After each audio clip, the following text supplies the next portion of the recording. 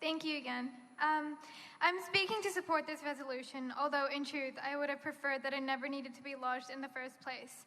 Sadly, NAB's failure to align its lending practices and policies with the climate goals of the Paris Agreement has made this resolution a necessity and one we all need to support.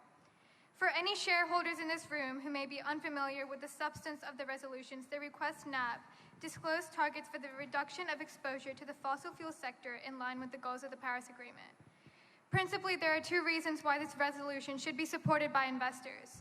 First is the fact that any prudent financial institution should seek to protect itself from the transitional risks climate change poses to its bottom line. In other words, NAB should be avoiding exposure to companies and projects that face stranding and devaluation as a result of action to reduce greenhouse gas emissions. Quoting the Reserve Bank of Australia, transition risk will be greatest for banks that lend to firms in carbon-intensive industries and to individuals or businesses that are reliant on these firms. But it seems that NAB's relationship with the RBA on climate change is similar to its position on interest rates, half measures at best. Since the Paris Agreement was signed in 2015, NAB has loaned at least $6.4 billion to the coal, oil, and gas industries. Our exposure to these sectors is sky high, and it seems that the bank is, if anything, doubling down on the industries that are facing massive devaluation as a result of action to mitigate climate change, thereby exposing us shareholders to that risk. The other reason this resolution should be supported is that it is simply the right thing to do. Those of us living in Sydney have had a vile taste of climate change lately. Breathing the Blue Mountains World Heritage Forest into our lungs is not an experience I recommend.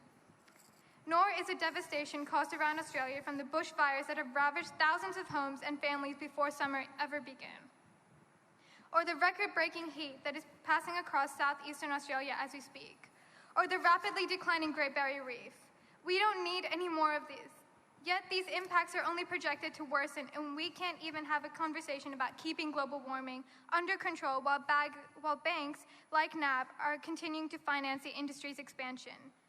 In the year 2019 and moving into 2020, financing the expansion of the fossil fuel industry is not only financially reckless, but morally reprehensible. As I said at the start, I wish this resolution was not necessary. I wish NAB was in a position where I could stand here and laud our company's leadership. But in recent years, we have seen greenwash and half measures fill the void where leadership should be. Last year, NAB committed to no longer finance Arctic oil, despite not having been exposed to this sector in the first place. You have said you would not finance new thermal coal projects, yet continue to bankroll projects and their owners that are clearly expanding thermal coal production. You announced large numbers like $70 billion clean finance commitment, only for it to turn out that the bulk of this commitment applies to mortgages, only the tiniest fraction of which has anything to do with sustainability. You won our appreciation for this greenwash. You're lucky to have not been sued for fraud. The only measure by which the bank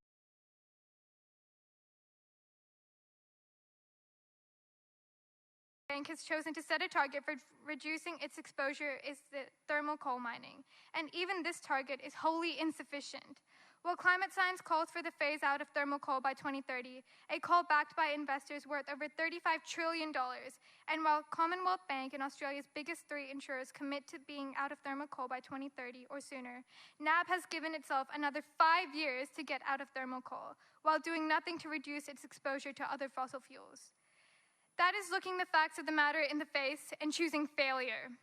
You will not be forgiven for selling out our future, not by the tens of thousands of young people taking to the streets and demanding action on climate change, not by your customers who have given the bank too many chances to act, and certainly not by the climate, which indiscriminately responds to the tens of billions of tons of greenhouse gases that go into the atmosphere each year with the sorts of extreme weather and climate events we are seeing on a regular basis. So I say to the board and the shareholders in this room, this is a resolution you can support because you want to protect our capital, as well as our show and leadership in helping to protect the world we live in. Thank you.